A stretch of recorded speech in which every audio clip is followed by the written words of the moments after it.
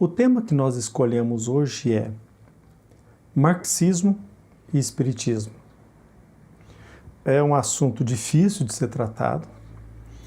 É raro encontrar alguém se referir neste tema sem animosidade, mas queremos deixar bem claro, meus irmãos, que o nosso objetivo é exclusivamente esclarecer. E esperamos que esse vídeo possa te ajudar de alguma maneira. Longe de nós qualquer propósito de levantar muros, levantar barreiras, destruir, muito menos criticar esta ou aquela pessoa. O nosso objetivo é apenas analisar ideias, democratizar, e se você encontrar algo útil naquilo que nós vamos dizer, que você faça o melhor proveito. Mas repetimos, é um assunto complexo, que demanda muito sacrifício ao estudá-lo, e ele é eivado de muitos preconceitos e pior, muita animosidade. Mas vamos lá. O meu objetivo há muitos anos é cada vez mais estudar, conhecer, sobretudo em busca da verdade. O que a gente nota, meus irmãos, através do estudo, da meditação, daquilo que a gente lê, é que é raro encontrar um filósofo, um cientista verdadeiramente vinculado à busca da verdade. Quase sempre ele tenta sacrificar a verdade para atender os seus interesses passageiros. Como na condição de cristãos eu tenho a plena convicção de que a vida continua, eu acho inteligente buscar a verdade que vá atender os meus interesses imortais. E não posso colocar acima da verdade os meus interesses transitórios, porque poderá também não só prejudicar aqueles que me escutam, aqueles que leem, aqueles que meditam na exposição deste ou daquele assunto, mas prejudicará sobretudo a mim mesmo. Então, pode haver e certamente haverá algum equívoco naquilo que nós vamos passar para vocês, mas, sinceramente, o propósito é, de forma totalmente desinteressada, levar o fruto dos nossos estudos, que não é de 1 ano, de 2 anos, há muito tempo que a gente vem estudando e tomamos hoje a ousadia de divulgar o fruto dos nossos pensamentos. Nos últimos 2 vídeos, nós já falamos a respeito de questão de caridade, filantropia, depois nós viemos falando a respeito já de forma quase que indireta sobre esse tema socialismo, mas nós queremos já desde agora deixar bem claro que no século XIX, principalmente no século XX, muitos pensadores, muitos filósofos defenderam a bandeira do socialismo. Mas veja bem, é bom se destacar que quando se usa essa palavra socialismo, quase sempre nós lembramos de Karl Marx. Mas é importantíssimo destacar que vários pensadores, vários filósofos, como eu disse, do século XIX e XX, eles se intitulavam socialistas, mas eles não refutavam a ideia de Deus, não descartava a possibilidade da sobrevivência da alma após o óbito e, pasmem, nem sempre defendiam ou levantavam a bandeira da propriedade coletiva. Infelizmente, hoje, a meu ver, infelizmente, o que prepondera no Brasil, e creio que no mundo, é o pensamento socialismo vinculado a Karl Marx, ao materialismo histórico, à luta de classes e assim por diante. Mas é bom ressaltar que quando se fala de socialismo, não pensemos que se esgota esse conceito no pensamento materialista de Karl Marx.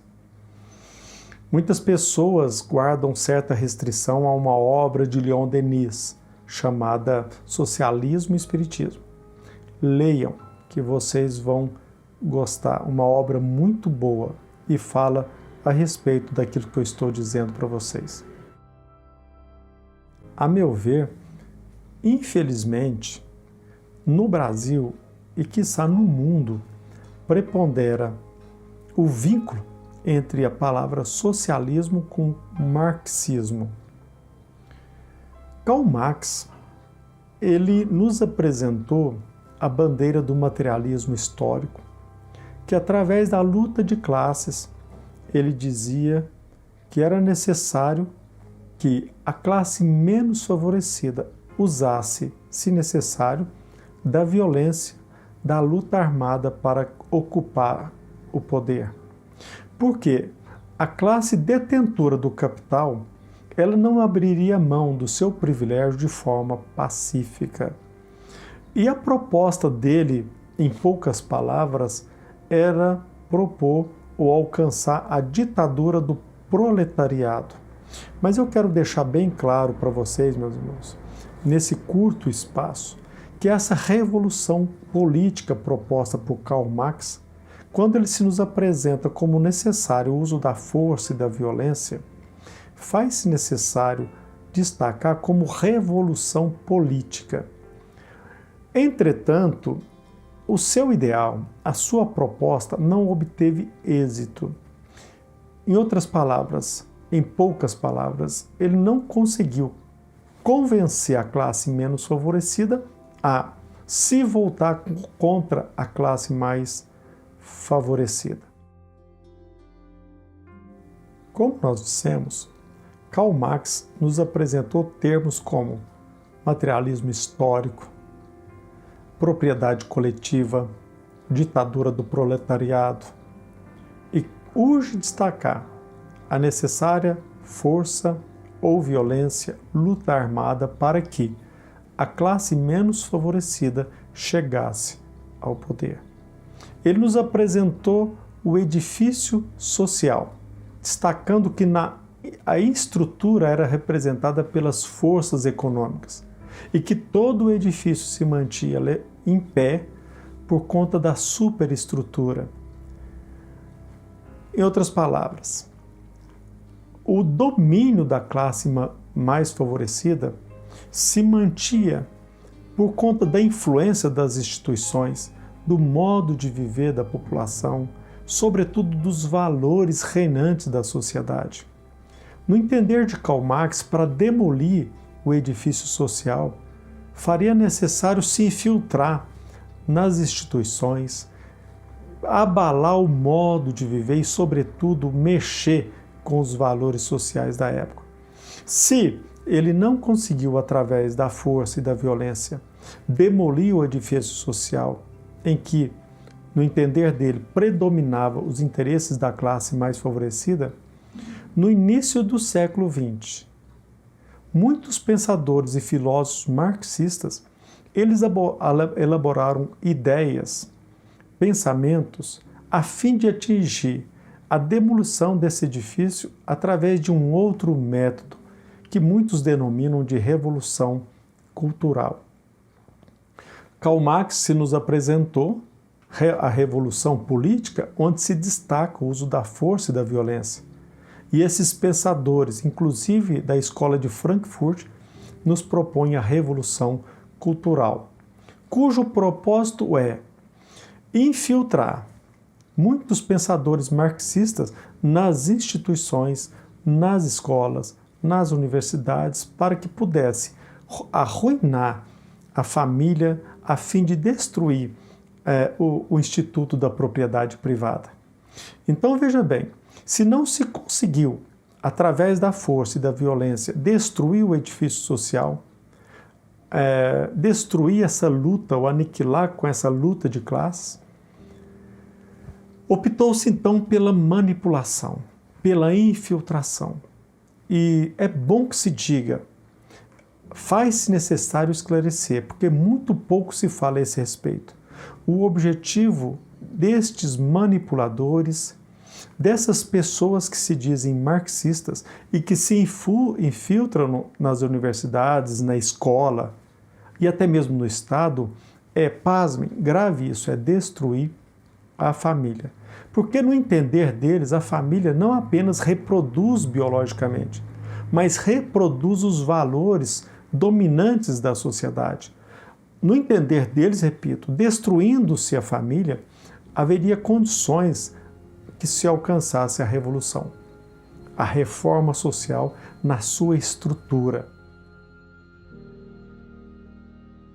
Se nós fizermos um paralelo entre Karl Marx, que nos apresentou a revolução política e a revolução cultural pelos pensadores, sobretudo do século XX, eu queria fazer um paralelo entre Karl Marx como se fosse um espírito batedor.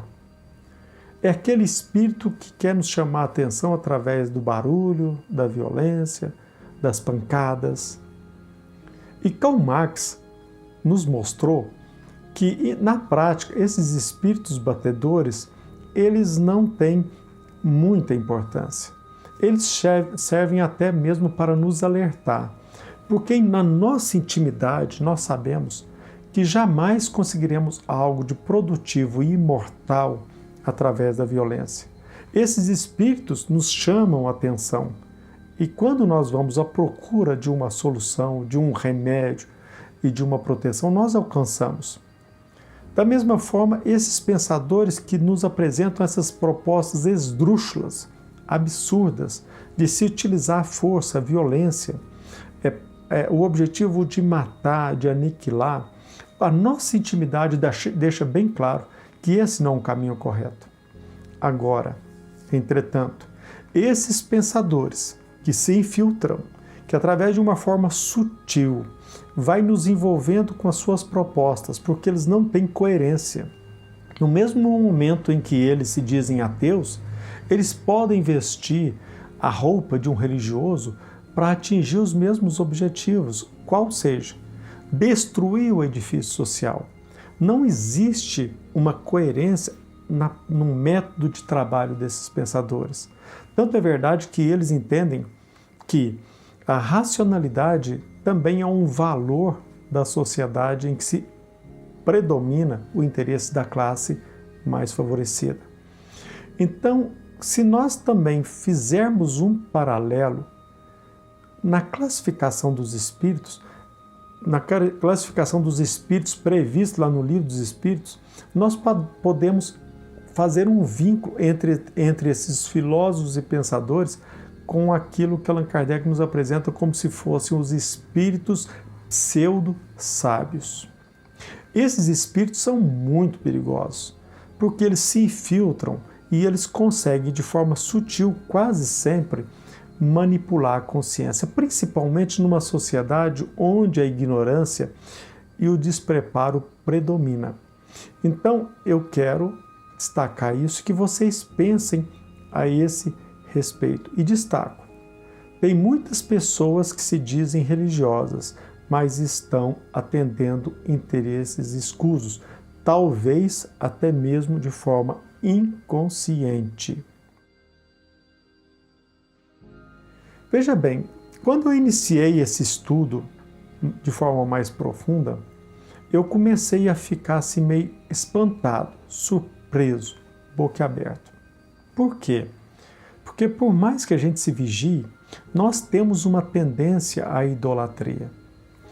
Por mais que a gente às vezes rotule como admiração, nós temos que ter um cuidado muito grande para que essa admiração não se transforme em idolatria. Quantas e quantas ideias e pensamentos eu desenvolvi por abraçar.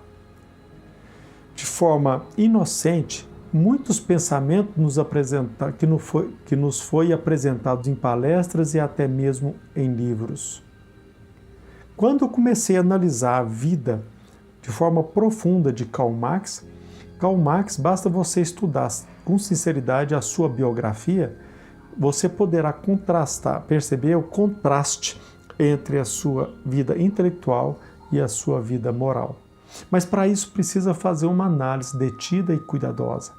Quantas e quantas vezes a gente assiste, se depara com palestras em que nós somos levados a pensar desta ou daquela forma, e se nós não tivermos cuidado, a gente se deixa enganar. E nós temos notado, hoje principalmente, a omissão de muitos palestrantes que desfrutam de prestígio no movimento social, que não tratam de forma aguda deste assunto, mas proliferam ideias que atendem os interesses materialistas do pensamento marxista. Para vocês terem uma ideia, eu quero destacar, por exemplo, um autor que eu admiro e admiro muito. E me ajudou e continua me ajudando, porque sempre eu releio as suas obras, hoje, com muito cuidado. Não somente a obra dele, mas toda e qualquer obra deve ser lida de forma cuidadosa. Mas Herculano Pires, ele escreveu um livro chamado Os Filósofos. E ele faz, a meu ver, um paralelo muito inconveniente. Muito embora ele deixe bem claro o seu posicionamento, mas ele faz um paralelo entre Karl Marx e Jesus Cristo. A meu ver, um paralelo totalmente inconveniente.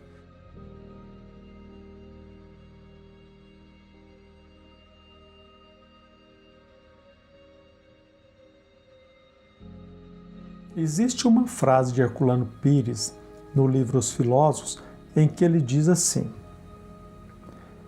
apesar das divergências profundas, os dois judeus, tão distantes na história quanto no plano das ideias, e ao mesmo tempo tão próximos no plano étnico e nos objetivos. Esse é um paralelo em que ele faz entre Marx e Jesus. À medida em que nós vamos estudando, à medida em que a gente vai se aprofundando no cristianismo, a gente vai ficando assim cada vez mais admirado pela mensagem de Jesus. Veja bem, ele deixa bem claro que esses dois intelectuais, eu não gostei muito de usar essa palavra intelectual, porque Jesus Cristo, ele sobressai em todos os aspectos. Mas veja bem, quando ele faz um paralelo entre Jesus e Karl Marx, ele deixa bem claro, tão distante no plano das ideias. Veja bem, meus irmãos, quando Herculano Pires faz esse paralelo, ele deixa bem claro, esses dois pensadores tão distantes no plano das ideias. Todavia, ele fala que eles estão muito próximos nos objetivos. Veja bem, Jesus Cristo não tinha o mesmo ou não nos apresentou o mesmo objetivo apresentado por Karl Marx. Mas nós entendemos o que Herculano Pires quis nos dizer. Apenas destacamos que devemos tomar muito cuidado. O que eu quero dizer, meus irmãos, é o seguinte: por mais que nós admiremos uma pessoa, um escritor, um autor, um palestrante, nós temos o dever de ter muito cuidado, muita atenção nas defesas, nas teses, na teoria, no teor da palestra, no teor do livro.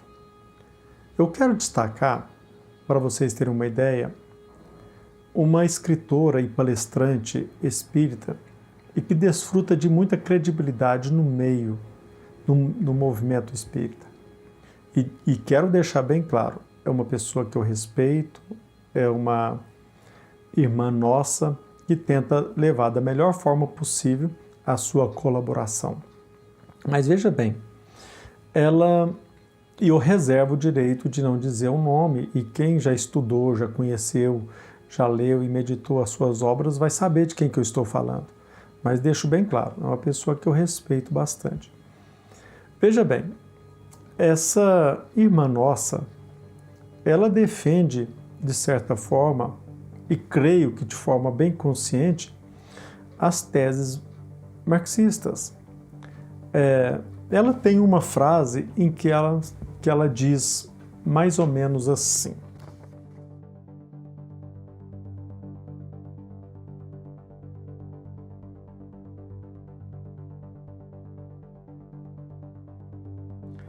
Apesar de o movimento espírita brasileiro revelar traços conservadores, existe um espiritismo à esquerda e que descende do espiritismo francês.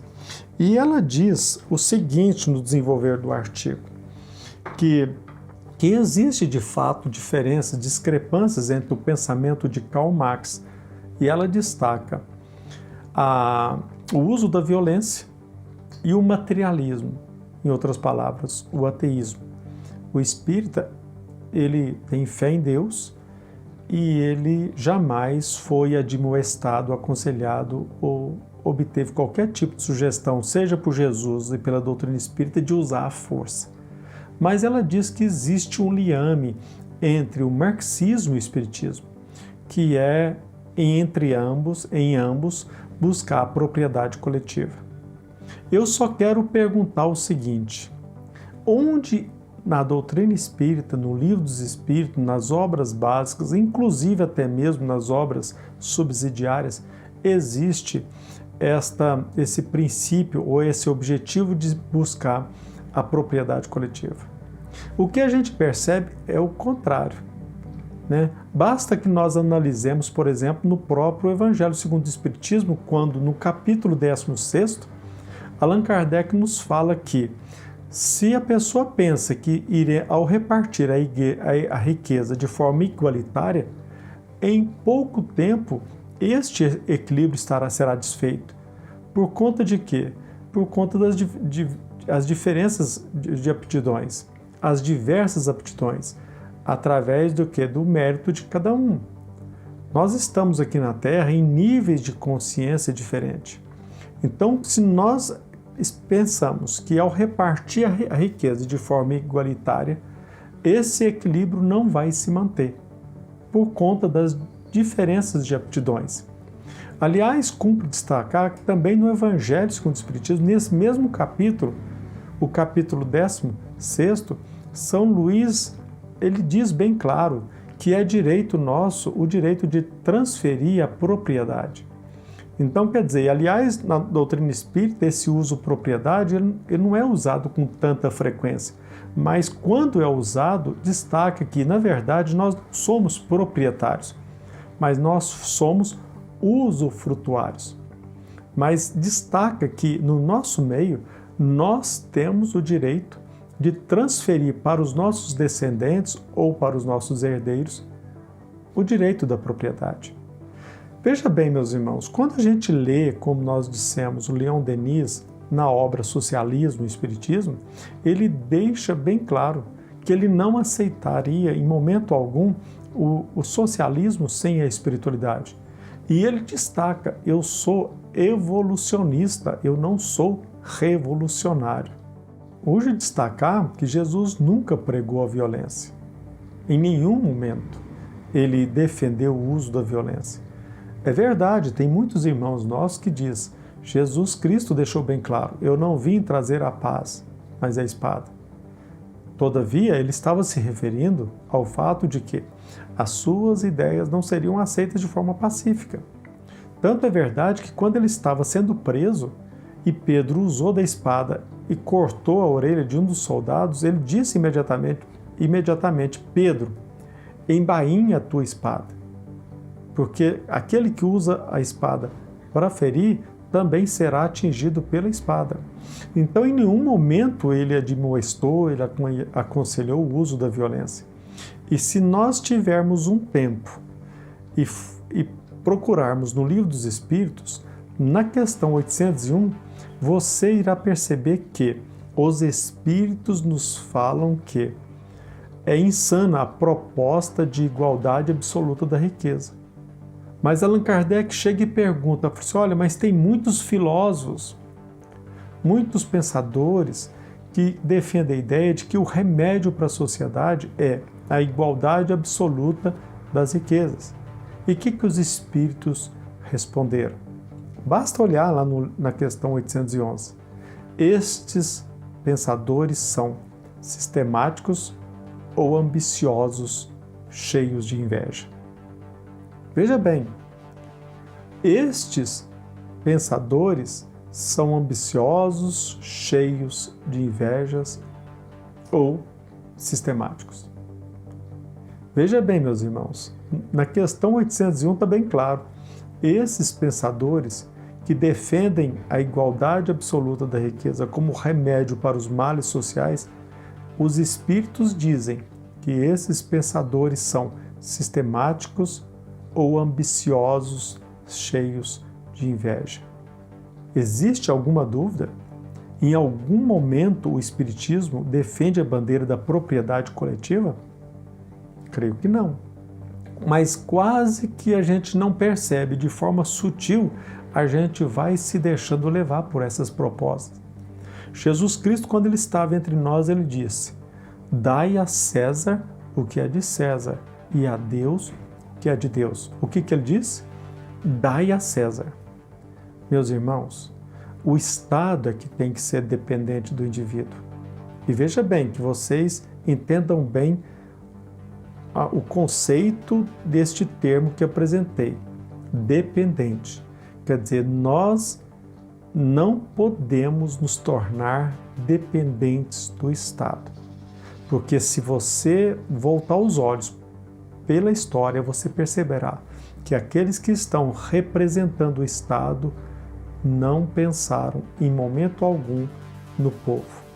Imaginemos o momento em que nos tornarmos totalmente dependentes do Estado. Isso é um risco, isso é um perigo. Jesus Cristo dai a César que o Estado continue sendo o nosso dependente, porque o dia em que nós nos tornamos dependentes deles, nós estamos, repito, correndo sério risco. E muitos se enganam que o Estado nasceu para fazer tudo numa visão paternalista. Olha, quanto maior o Estado, mais o estrago. Então, reflitamos a respeito disso. E eu quero deixar bem claro para vocês algo que poucos espíritas sabem. Aliás, eu nunca vi alguém falando isso em vídeo. Apenas comentou-se num texto. Mas existe grande probabilidade de que Karl Marx tenha participado de uma reunião espírita no dia 30 de abril de 1856, na casa do Sr. Rustam. Veja bem, era uma reunião, narra-nos o livro Boa Nova, era uma reunião íntima, privada, e que ali eles estavam até mesmo comentando sobre ideias políticas em torno da reforma social.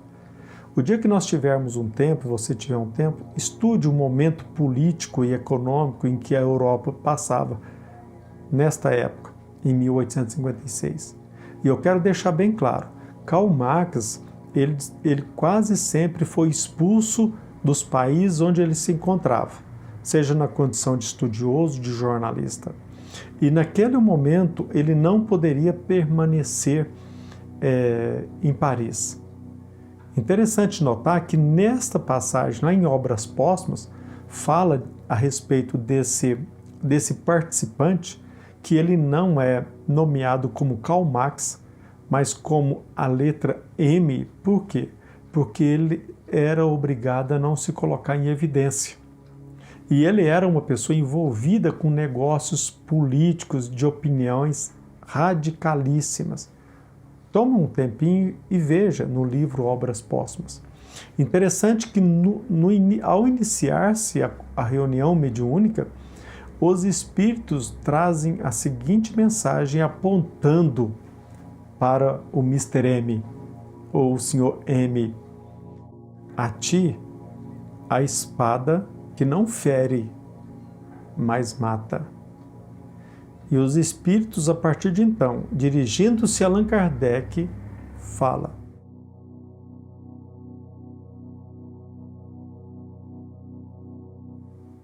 muito embora, como nós dissemos, os espíritos se referiram a ele como uma pessoa que alimentava opiniões radicalíssimas e que ele era obrigado até mesmo a não se colocar em evidência, num determinado momento eles se referem a M, ao Mr. M, como um homem brando. Veja bem, mas nessa mesma passagem os espíritos sérios, a ti a espada que não fere, mas mata. É interessante nós lembrarmos do seguinte: quase sempre nós não percebemos que certas ideias sedutoras, certos pensamentos, certas ideologias fascinam, mas na verdade elas trazem e provocam verdadeiras desgraças. Pensemos a respeito disso. E olha, na questão 922 do Livro dos Espíritos, a espiritualidade nos apresenta algumas dicas para que nós possamos nos aproximar da felicidade. A questão 928 nos fala que para sermos felizes, nós precisamos ter fé em Deus, a posse do necessário e a consciência tranquila. E eu desafio a vocês a encontrar uma sociedade no planeta Terra que se diz socialista, se todos os membros que fazem parte dessa sociedade detêm a posse do necessário. Eu estou me referindo apenas à posse do necessário. Que pensemos, meditemos a respeito disso, que fiquemos muito atentos, que vocês pensem a respeito dessa mensagem que eu trouxe para vocês e percebamos o zelo, o cuidado na educação de nossos filhos. Por quê? Essa extensão de carga horária diária e a diminuição de faixa etária tem como objetivo estender o tempo de vida de nossos filhos na escola. E será o que eles estão aprendendo? Fiquemos atentos, vigiemos, porque na verdade talvez nós não percebamos que existem ideologias, pensamentos que querem aniquilar uma instituição que, para mim, é a mais importante, tanto que considero-a como divina, que é a família. Se às vezes nós reproduzimos valores equivocados, cabe a nós aprimorarmos as instituições, jamais aniquilá-las. Revolução, não. Evolução, sim. Dependência, não. Trabalho, sim. E não podemos esquecer, segundo o Evangelho de Jesus, qual a missão do homem inteligente na face da terra? É não desprezar também os menos favorecidos. Essa questão de vida social depende da nossa liberdade. Nós é que devemos assumir de forma escancarada o preceito maior de Jesus Cristo, que é caridade e amor ao próximo. Não esperemos isso do Estado. Que Jesus nos abençoe.